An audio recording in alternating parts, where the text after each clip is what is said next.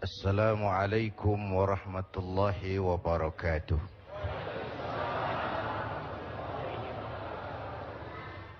Alhamdulillah, salatu wassalamu ala rasulillah, amma ba'du. Bapak, Ibu, dan segenap pemirsa TV One yang saya cintai, muhasabah mirip dengan introspeksi, menghitung-hitung diri, melakukan pemeriksaan terhadap diri kita sendiri, menghitungnya sebelum Allah menghitungnya, dengan anggapan kalau kita yang menghitungnya sekarang, maka segala kekurangan-kekurangan itu masih kita bisa perbaiki. Tapi kalau Allah yang menghitungnya kelak, tinggallah pertanggungan jawab. Karena itu Rasulullah berpesan, hasibu anfusakum qabla an tuhasabu. Hitung-hitunglah dirimu sebelum Allah menghitungnya. Contoh, Bapak Ibu pernah nonton film? Pernah? Jangan pura-pura, jawab aja yang jujur. Pernah nonton film? Oke. Film itu menjadi sebuah tontonan setelah melalui proses yang panjang, kan? Ada editing, ada sensor, ada dubbing. Dubbing itu ngisi suara. Kalau suaranya nggak jelas, di dubbing. Kalau ada adegan yang nggak pantas, disensor. Kalau ada cerita yang kurang utuh, diedit. Kira-kira hidup kita begitu. Sekarang putar film itu, film hidup kita putar sekarang di depan kita. Kalau ada adegan yang nggak pantas, masih bisa disensor. Kalau ada suara yang nggak jelas, masih bisa didubbing. Kalau ada adegan cerita yang kurang utuh, masih bisa melakukan editing. Sekarang putar film itu, ini muhasabah. Menonton film kehidupan, ini dari akil balik sampai sekarang, apa sih film saya ini? Kita putar waktu malam tuh, kita bayangkan kembali masa-masa lalu, muhasabah. Oh, pernah nempeleng orang, sensor. Oh, pernah korupsi, sensor. Oh, ada pernah melakukan yang nggak benar, edit. Cerita yang nggak bagus, buang. Perbaiki ke depan. Ini makna muhasabah. Kan orang sering terjebak, hidup cuma sekali dan pendek. Habisin aja, ngapain baik-baik nanti. Nggak bisa menikmati hidup. Kayak kata orang Tanabang, kelapa muda kupas-kupasin, kelapa tua tinggal batoknya. Waktu muda puas-puasin, udah tua tinggal bongkoknya. Enak, enjoy aja. Nikmati apa yang bisa dinikmati, nggak perlulah muhasabah itu. Padahal hidup bukan sekali, hidup ini panjang, Pak, panjang. Dan terjebak pada kenikmatan kulit, rugi. Terjebak pada kenikmatan kulit, rugi. Emas pasti kuning, benar itu? Apa semua yang kuning pasti emas? Jangan terjebak di permukaan. Jangan terjebak pada kesenangan yang kulit. Yang kita cari kesenangan yang batiniah. Itu sebabnya Rasulullah mengajarkan orang bahagia itu cirinya 4. 4 tanda orang bahagia. Berapa, Bu? 4. 4 apa? 4 ciri. Ciri apa? Ciri 4. Apa itu? Akan kita lihat setelah yang berikut ini.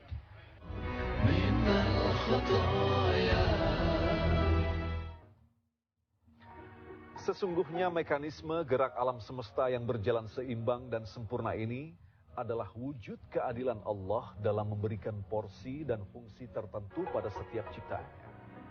Semua memiliki peran yang saling menguntungkan. Maka tatkala salah satu fungsi ini tak berlaku adil, maka fungsi yang lain akan rusak karenanya. Bisa dibayangkan, ketika daya tarik magnet bumi sangat berlebihan, maka bisa dipastikan tak ada satupun pesawat yang mampu terbang. Semua berjalan dalam porsi yang seimbang sesuai dengan fungsinya. Begitulah keadilan. Adil tak berarti sama rata. Adil berarti meletakkan sesuatu pada tempatnya. Adil berarti berjalan sesuai dengan kadar-kadarnya. Tetaplah bersama kami.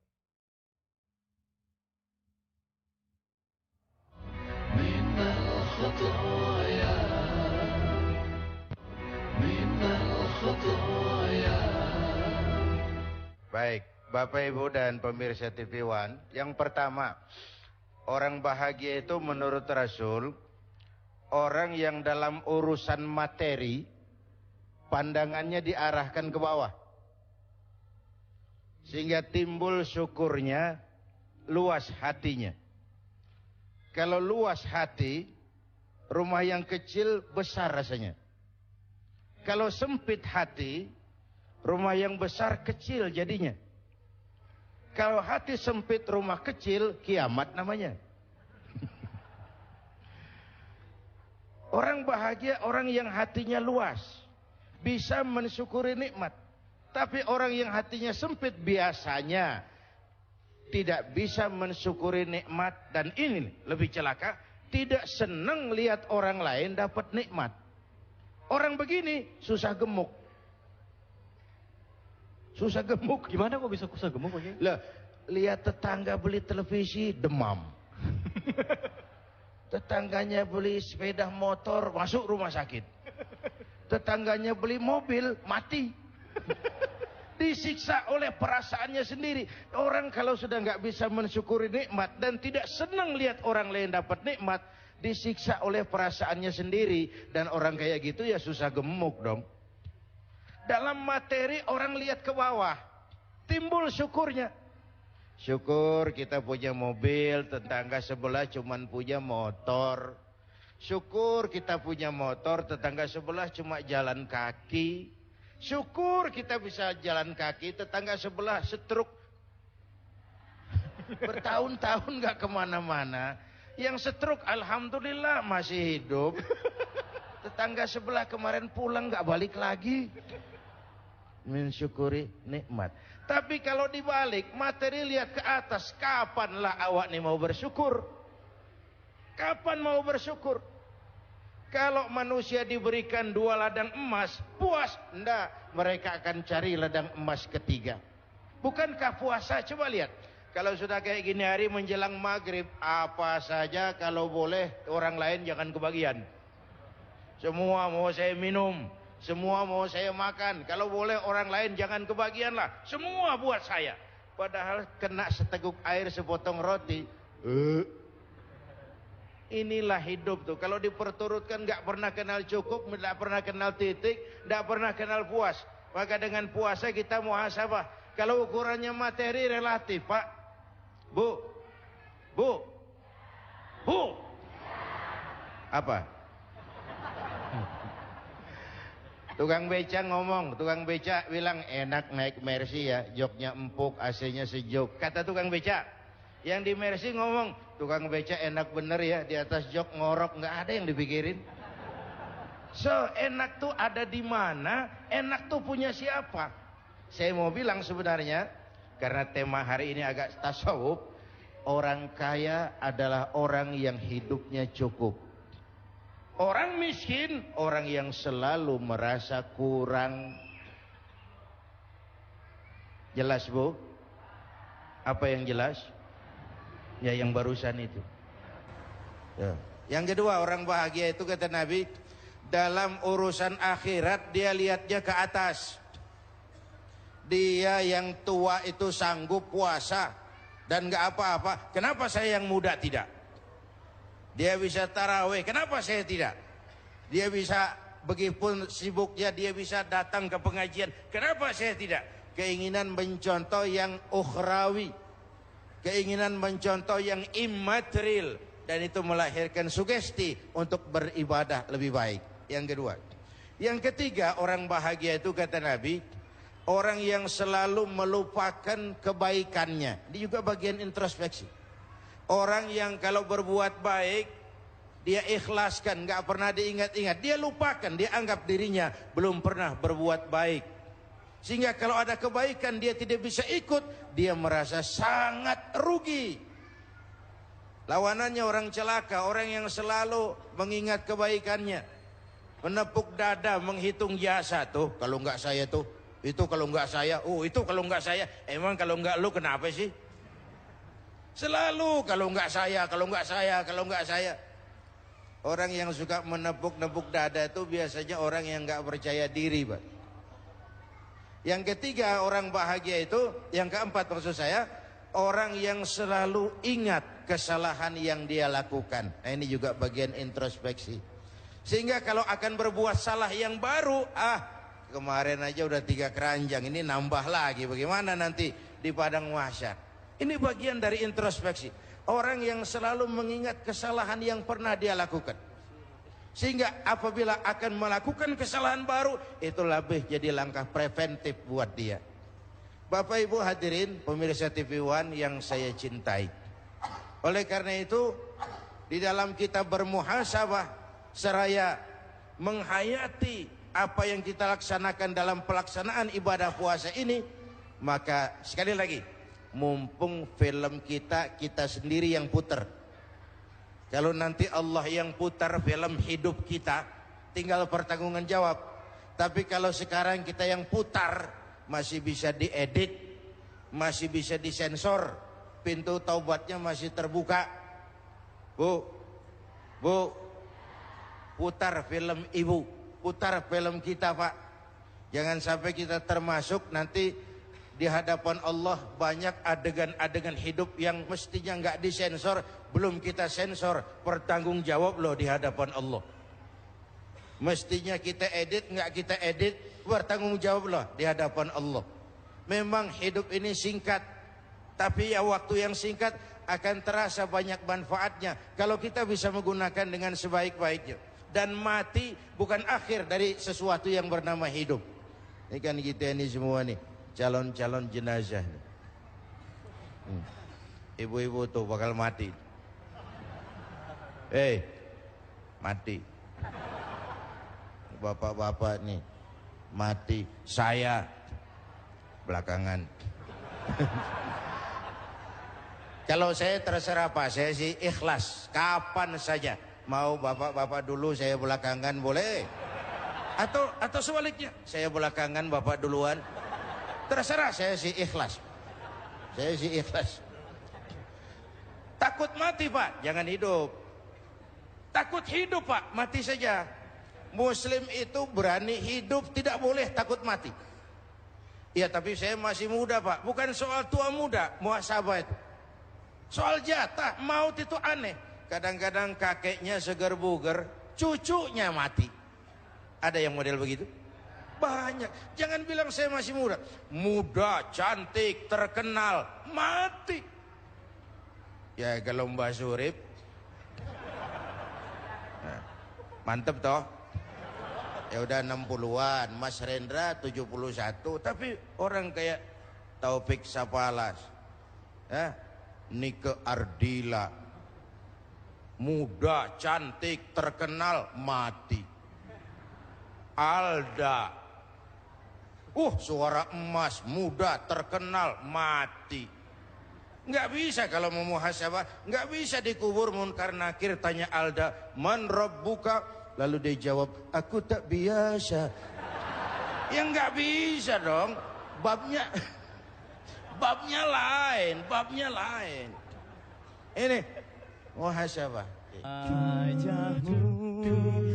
Lihat di sana apa rahasia yang tersirat, tapi zahir yang dapat kulihat mesra wajahmu dengan senyuman.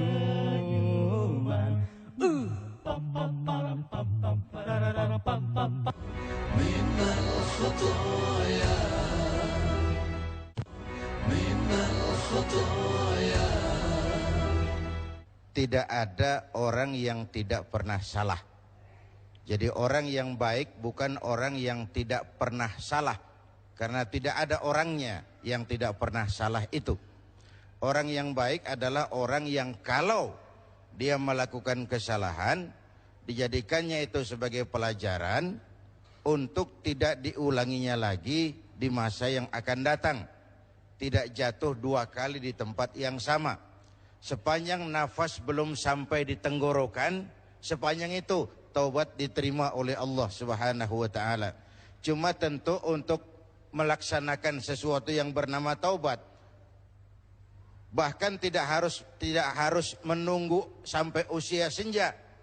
Udah lalui sanjo, udah sore baru mau taubat, tidak. Atau menunggu sebuah kondisi. Biasanya kalau kita ini kan kalau lagi kepepet, sulit, sakit, sama Allah dekat bener. Kalau rezeki lagi payah, lapangan kerja lagi, ya Allah, ya Allah, ya Allah. Dikasih keluangan sedikit, tamat, wassalam. Artinya ketika miskin kita hamba Allah, setelah jadi orang kaya kita pindah jadi hamba harta. Ini tidak konsisten namanya. Maka itu Bapak Ibu, saya mau tambah sedikit. Kalau nanti, ini soal taubat ya, seapapun banyaknya dosa, kalau nanti Bapak Ibu kita ini insya Allah sampai ke surga, amin. Di surga ini nanti kita ketemu orang baik-baik, syuhada, solehin, habaib, para wali. Kita nggak usah heran, itu wajar lah orang baik-baik tempatnya di surga. Bapak itu nanti terkejut kalau masuk surga ketemu pelacur. Pelacur masuk surga. Loh, kok sampean ada di sini Mbak Ayu? Ini Allah apa nggak salah wesel tuh ini? Dia bilang, "Nje Mas, saya ini ada di sini di surga sini. Padahal waktu di dunia ini sayanya siapa Mas tahu kan? Oh, Mas juga kan langganan waktu itu kan." Cuma Mas saya ini sejak kecil sudah yatim piatu, hidup miskin, nggak ada yang nolong. Adalah tetangga saya muslim sedikit kaya, pelitnya 17 setan. Perut nggak bisa ditunda Mas, terpaksa demi sesuap nasi saya merantau ke Jakarta. Ada yang nolong, katanya kerjanya ringan, uangnya besar. Apa? Yaitu Mas, dagang serabi itu. Demi sesuap nasi saya lakoni. Satu sore saya lagi mau berangkat dagang, lewat masjid, katanya ada tabligh akbar TV One tuh. Saya dengar dari jauh ustadznya pidato, katanya Nabi bersabda, "Lau amiltumul khataya hatta mala'atis sama, thumma nadimtum fataballahu alaikum." Kalaupun kamu berbuat dosa, penuh langit dengan dosamu, kemudian kau menyesal dan bertobat, Allah pasti akan menerima taubatmu. Aduh, mendengar itu hadis Mas, kata pelacur tadi, berdiri bulu kuduk saya, berlinang air mata saya. Terbayang dosa-dosa yang pernah saya lakukan. Terbayang orang-orang yang pernah menanamkan modal asing. Dikala itu hidayah datang, saya tobat sebenar-benarnya. Saya bungkus pakaian pulang mudik. Lagi bungkus pakaian, nasabah datang, saya bilang mulai hari ini gue berhenti dagang. Tobat saya rupanya diterima Allah Mas, walaupun mampir dulu ke tempat lain, akhirnya saya bisa sampai juga ke surga. Ini sebuah pertanda, Allah Tuhan kita bukan Tuhan yang pendendam. Allah Tuhan kita Tuhan yang ramah, yang siang malam mengangkat tangan menerima taubat hamba-hambanya. Kau jalan menujuku, aku lari menyambutmu. Kau jalan menujuku, aku lari menyambutmu. Begitu Allah Tuhan kita ini. Ini nuansa Ramadan, peluang untuk melakukan muhasabah atas film-film gelap yang pernah kita lakukan dari sisi kehidupan kita. Atas adegan-adegan yang tidak senonoh yang kita lakukan dalam perjalanan hidup kita. Ayo kita lakukan sensor. Ayo kita lakukan editing, ayo kita lakukan dubbing, supaya film ini nanti di padang mahsyar bisa kita pertanggungjawabkan. Itu. Assalamualaikum warahmatullahi wabarakatuh Pak Ustadz. Salah satu sifat manusia adalah pelupa. bagaimana kita mengenal kembali bahwa kita telah melakukan salah satu dari kesalahan 4 ciri di atas untuk melakukan muhasabah ini. Sekian, terima kasih. Assalamualaikum warahmatullahi wabarakatuh. Yang dimaksud mengingat kembali adalah meyakini bahwa kita pernah melakukan itu. Nah, kalau sudah kita yakini itu, bagaimana menghapusnya? Rasulullah mengajarkan, ikuti perbuatan salahmu dengan kebaikan. Niscaya kebaikan itu menghapus kesalahan yang kamu lakukan. Wa atbi'is sayyi'atal hasanata tamhuha. Ikuti perbuatan salahmu dengan kebaikan. Niscaya kebaikan itu menghapus kesalahan lalumu. Jadi kalau pernah makan harta orang dengan cara yang zalim, perbanyak sedekah sekarang. Itu loh. Kalau dulu banyak meninggalkan sholat, perbanyak sholat-sholat sunnah sekarang. Ikuti perbuatan salah dengan kebaikan, niscaya kebaikan itu menghapus. Jadi bukan muhasabah sekedar, iya deh gue inget gue pernah bikin dosa dulu, tapi sekarang nggak bikin apa-apa. Nothing. Ikuti perbuatan salahmu dengan kebaikan hari ini. Kira itu. Satu hari malaikat maut datang kepada Nabi Daud. Nabi Daud bertanya, malaikat maut, iya, Anda ini datang silaturahmi apa tugas? Silaturahmi apa tugas? Kata malaikat maut, dua-duanya.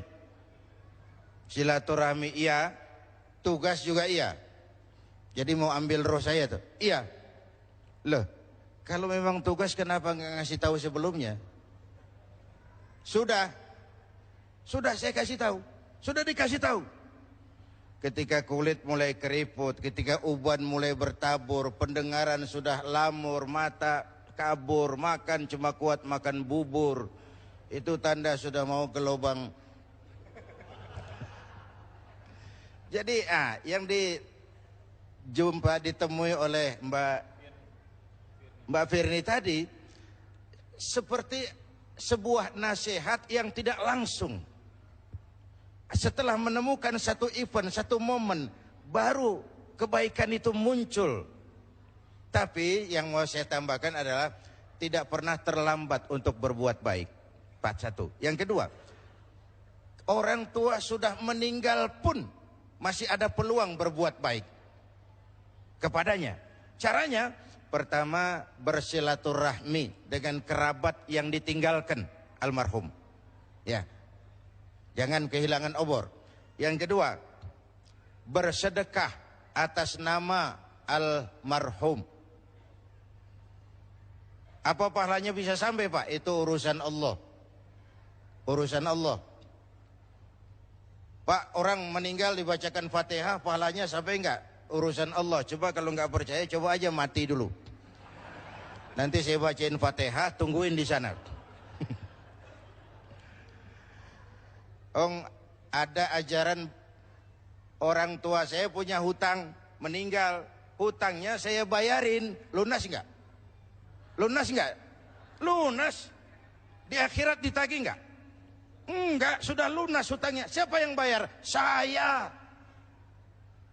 Anaknya. Kalau hutangnya sampai, sedekahnya mestinya juga sampai. Ada masjid belum selesai, Pak, saya nyumbang 1 juta, saya niat pahalanya untuk almarhum orang tua saya. Itu yang kedua. Yang ketiga, wa anta tasaddaqu lahuma wa tad'u lahuma. Kau bersedekah atas nama keduanya dan memohonkan ampun untuk keduanya. Kira itu bagian tambahan. Ya.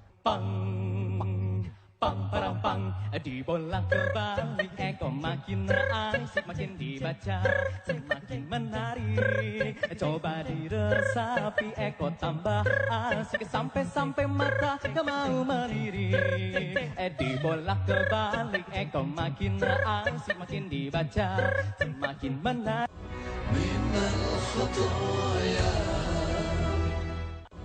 minal khotoya. kan tadi misalnya akhirnya sekarang aku menyadari gitu, aku tidak mau melewati waktu sampai ngangkat telepon atau apapun di pokoknya prioritas. Tapi sekeliling misalnya ada kru, misalnya 40 orang, 40 di rumahnya ada anak istrinya nunggu gitu. Kadang-kadang yang aku tuh orangnya terlalu nggak enakan, suka mikirnya, aduh kasihan mereka kemalaman, kerja dulu deh gitu. Sampai akhirnya saya menomorduakan kepentingan saya gitu.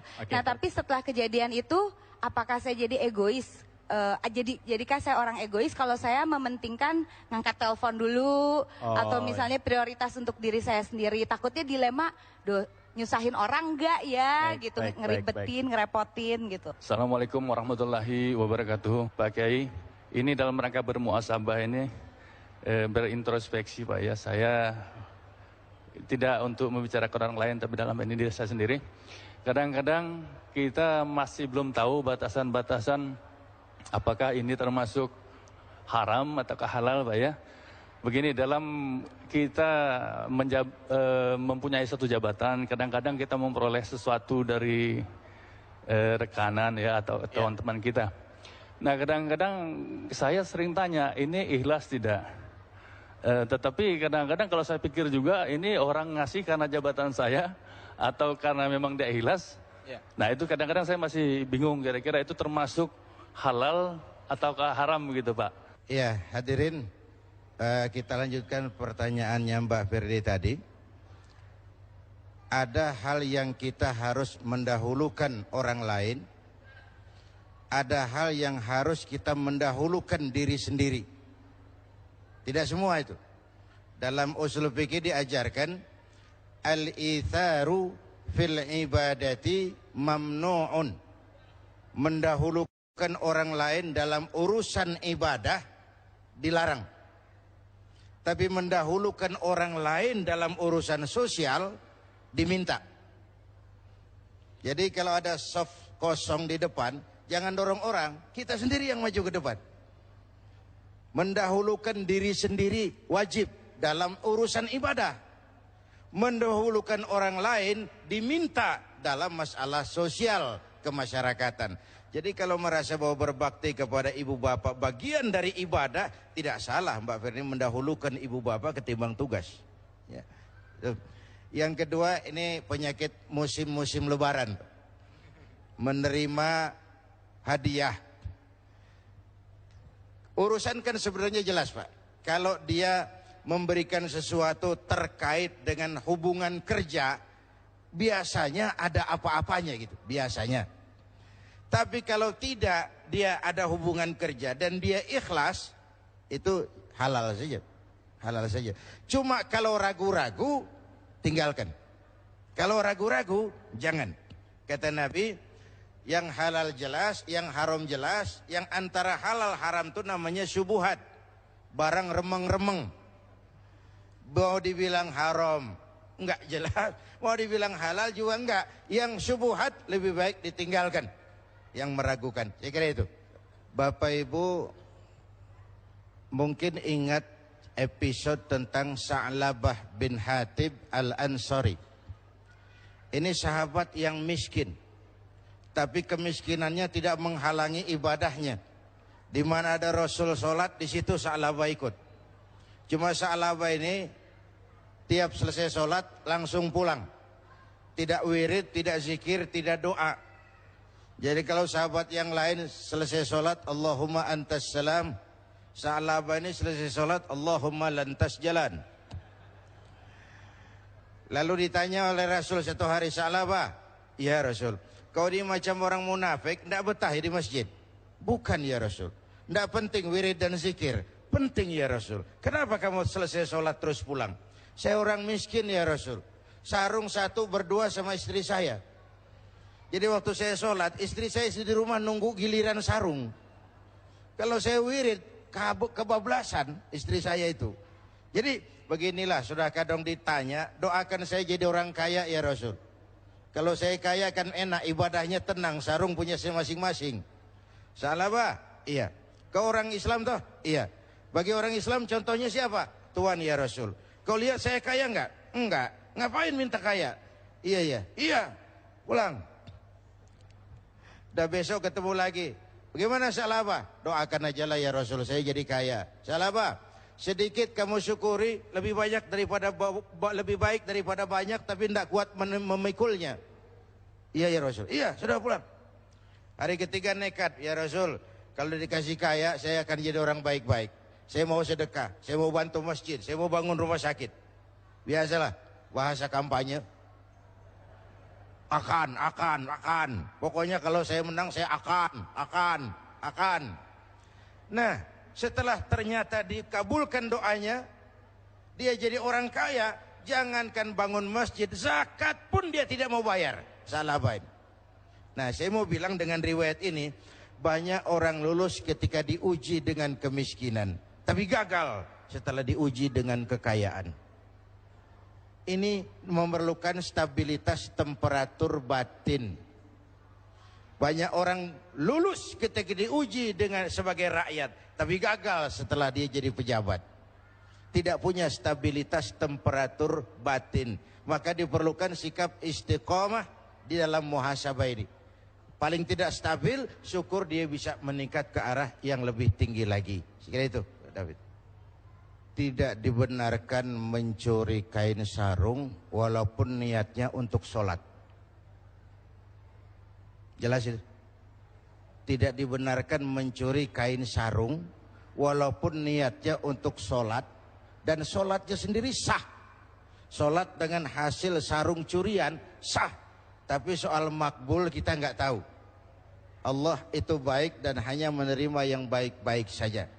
Jadi kalau kita memang yakin betul hadiah ini terkait dengan tadi job, terkait dengan tugas, ada dampaknya di belakang hari, itu justru akan menyulitkan kita. Tapi kalau kita yakin ini ikhlas karena Allah, kenapa tidak? Hadiah itu kan sesuatu yang begini sebenarnya, ini penggunaan istilah bahasa. Kalau pemberian sejenis, selevel, maksud saya. Kalau selevel, itu namanya hibah. Kalau kepada yang lebih tinggi, itu namanya hadiah. Kalau kepada yang lebih bawah, itu namanya sedekah. Pahalanya sama, cuma penggunaan istilah yang beda. Saya sedekah sama presiden. Bukan sedekah kalau sama presiden, hadiah. Hukumnya sama, hukum sedekah, Pak. Cuma penggunaan istilahnya berbeda. Kalau selevel kita sebut hibah, saya hibahkan ini. Kalau kepada yang lebih atas kita sebut hadiah, kepada yang lebih bawah kita sebut sodako. Hukumnya hukum sodako.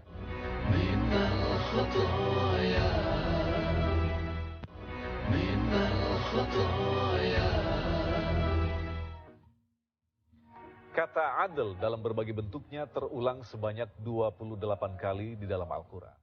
Sementara kata adil sendiri disebutkan sebanyak 13 kali. Artinya Al-Quran sangat memberikan perhatian khusus pada aspek keadilan.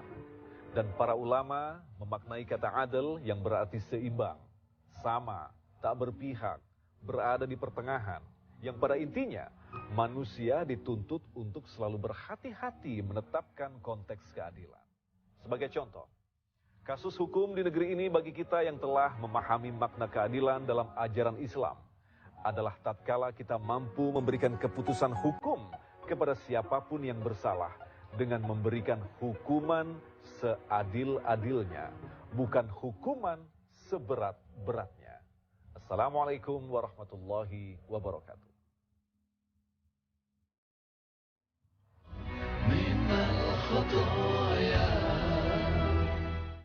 Pertanyaan Pak Kiai, saya udah pensiun. Ya. Saya masih kuliah, mohon doa restunya. Bagaimana dari Allah jaminannya orang yang mencari ilmu? Terima kasih. Tentang jaminan bagi orang yang menuntut ilmu. Allah Subhanahu wa taala dalam Al-Qur'an menjelaskan Allah mengangkat derajat orang yang berilmu daripada kelompok-kelompok lain selama beberapa derajat.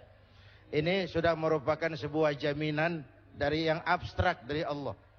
Sehingga dengan begitu orang yang menuntut ilmu dia berada di jalan Allah. Sebuah gambaran saja. Kepada Imam Ali pernah ditawarkan, Ali, kalau saya berikan harta atau ilmu, kau pilih mana? Ya ilmu, kata Ali. Kenapa? Pertama, dengan ilmu kamu bisa cari harta. Tapi dengan harta belum tentu kamu cari bisa dapat ilmu. Yang kedua, ilmu, harta kamu kasih orang, kurang. Ilmu kamu kasih orang, tambah. Punya uang 100.000, kasih uang orang 50.000, kan tinggal 50.000. Tapi bisa Fatihah, ajarkan orang lain bisa, kita sendiri makin mantap. Enggak lantaran bodoh karena ngajarin orang. Ajarin gua Fatihah dong, udah habis. Enggak ada itu. Ilmu tuh makin mantap. Yang ketiga, makin banyak hartamu, makin sibuk kau jaga dia. Tapi makin banyak ilmumu, makin bagus dia jaga kamu. Dengan kata lain, harta kita yang jaga, tapi ilmu dia yang jaga kita. Hadirin Bapak, Ibu dan segenap pemirsa TV One yang saya cintai. Pada penutupan ini, saya menjawab pertanyaan akhir yang disampaikan oleh Ananda David tadi. Muhasabah bagaimana sebagai bangsa pasca pemilu dan pasca pembentukan kabinet baru yang akan datang. Saya pikir muhasabah yang perlu kita lakukan sebagai bangsa saat ini adalah melakukan rekonstruksi kembali atas kerukunan kita, baik antar agama, antar umat beragama, dan antar umat beragama dengan pemerintah. Rukun antar umat seagama, rukun antar umat beragama, dan rukun antar umat beragama dengan pemerintah. Saya kira dengan semangat kebersamaan, segala tantangan-tantangan kita akan bisa kita hadapi. Rukun antar umat seagama, kita sesama muslim.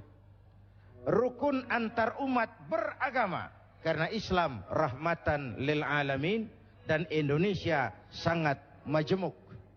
Lalu rukun antar umat beragama dengan pemerintah, sehingga apa yang kita cita-citakan dapat terlaksana adanya. Mari sama-sama kita mohon kepada Allah, mudah-mudahan negara kita senantiasa dalam perlindungan Allah, pemimpin kita diberikan kekuatan untuk dapat melaksanakan keinginan rakyat yang lebih baik.